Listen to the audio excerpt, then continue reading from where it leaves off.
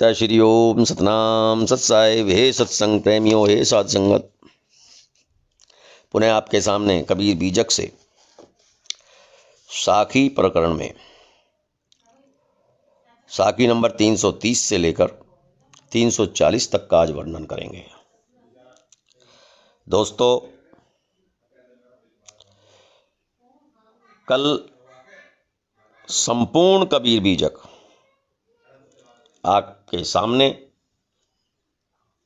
वर्णन हो जाएगा। कल का दिन साखी प्रकरण का आखिरी और संपूर्ण बीजक का भी आखिरी दिन होगा। कल के वर्णन में संपूर्ण कबीर बीजक को समापन कर देंगे। आज साखी प्रकरण का 330 से लेकर 340 तक का वर्णन किया जा रहा है। बोलत ही पहचानिए साहु चोर का घाट, अंतर घट की करनी निकरै मुख की बाट।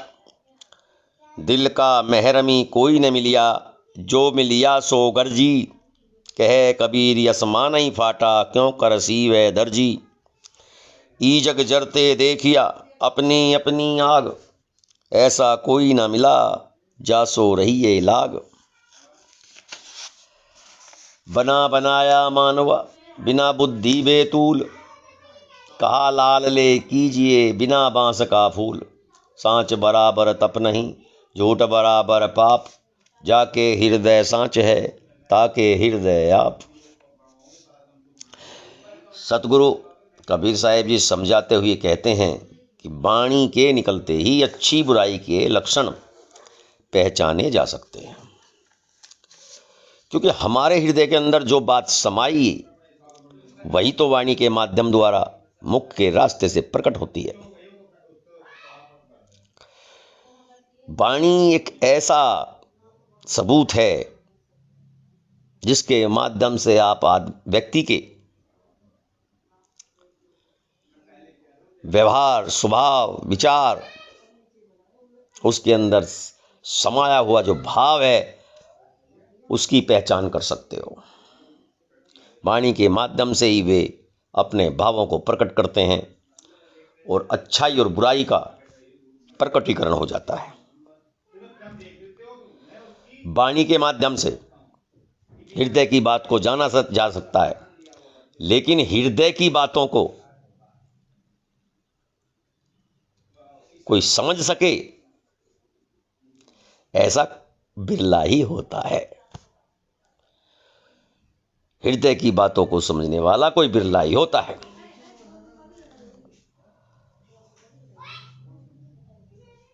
सांसारिक वासनाओं व कामनाओं में डूबे व्यक्ति को स्वरूप ज्ञान की शिक्षा देना असंभव है। जैसे आकाश के फट जाने पर कोई भी दर्जी उसे सी नहीं सकता, सांसारिक आदमी तो अपने राग द्वेष की अग्नि में जल रहे हैं तथा शीतलता प्रदान करने वाला यहां कोई भी नहीं है। अच्छी समझ तथा विवेक बुद्धि के बिना मनुष्य मानवीय लक्षणों से उसी तरह दूर है जैसे सुगंधहीन बड़े बड़े लाल फूल। कुल, वंश, रूप, सौंदर्य, श्रृंगार, पद, विद्या, जवानी आदि संवेगों से सुसज्जित व्यक्ति बुद्धि तथा विवेक के बिना कुछ भी नहीं है। सतगुरु बताते हैं कि सत्य के पालन के समान कोई और तपस्या नहीं तथा झूठ के समान कोई पाप नहीं। जिसके हृदय में सत्य समा गया उसके हृदय में ही स्वराज्य है, अर्थात वह स्वरूप स्थिति का ज्ञाता है। उसे ही आत्माराम का सही सेवक कहा जा सकता है। सांच बराबर तप नहीं, झूठ बराबर पाप। जाके हृदय सांच है, ताके हृदय आप। जिसके हृदय में सच्चाई है उसके हृदय में स्वयं आत्माराम विराजमान है। कारे बड़े कुल उपजे, जोरे बड़ी बुद्धि लाई। जैसे फूल उजारी का मिथ्या लग जरी जाई, करते किया न विधि किया, रवि शशि परी न दृष्टि, तीन लोक में है नहीं जानो सकलो दृष्टि। कबीर साहब कहते हैं कि हे मनुष्यों, उत्तम कुल में जन्म लेने से कोई लाभ नहीं। यदि तुम्हारी बुद्धि ऊंची या बड़ी नहीं है, विचार बड़े नहीं है, कर्म बड़े नहीं है, तो उत्तम कुल से कोई लाभ नहीं है। जैसे निर्जन वनों में अच्छे अच्छे फूलों का खिलना व्यर्थ ही है, क्योंकि वहां पर उनका कोई उपयोग नहीं है। दूसरे अर्थों में उत्तम मानव जाति में जन्म लेकर कोई जन कल्याण या आत्म कल्याण कार्य न करने से मनुष्य व्यर्थ ही अपना जीवन गंवा रहा है।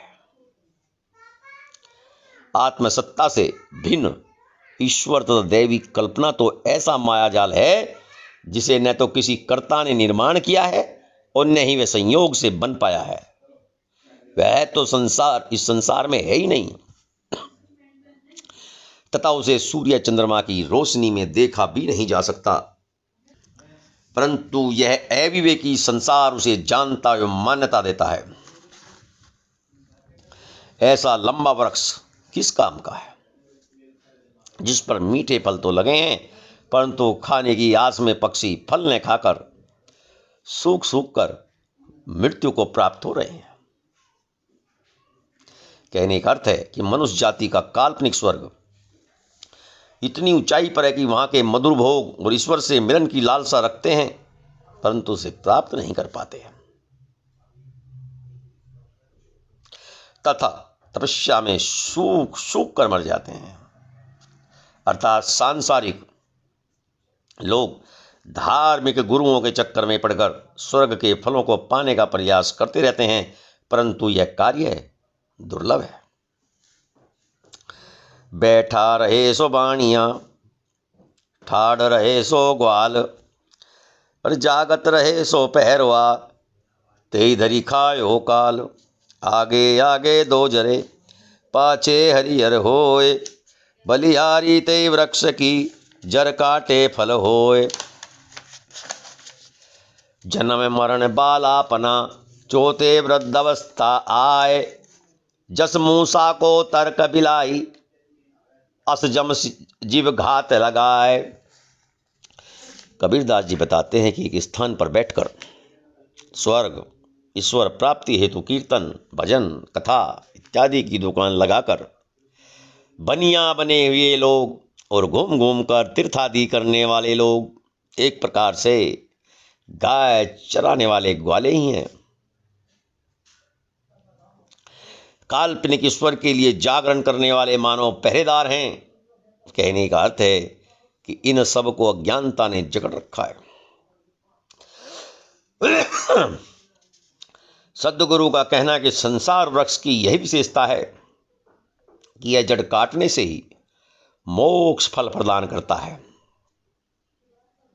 जिसके हृदय में ज्ञान की दावाग्नि सुलग रही हो तथा सांसारिकता एवं भास अध्यास का वन जल रहा है, उसका मन रूपी नंदनवन स्वयं ही हरा भरा रहता है।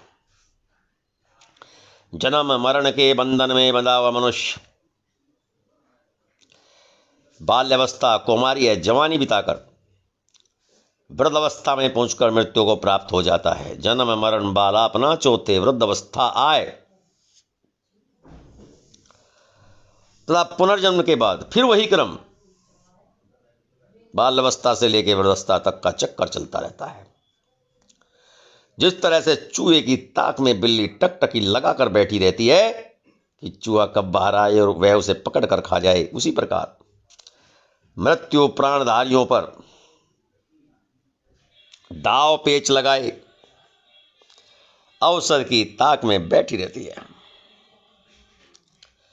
मृत्यु हमेशा, काल हमेशा ताक में बैठा रहता है अपना निवाला बनाने के लिए। दोस्तों, मित्रों, भाई बहनों, साध संगत, आज का ये साखी का प्रकरण यहीं पर समापन करते हैं। कल तक के लिए सत्य श्री ओम सतनाम सत्साहेब।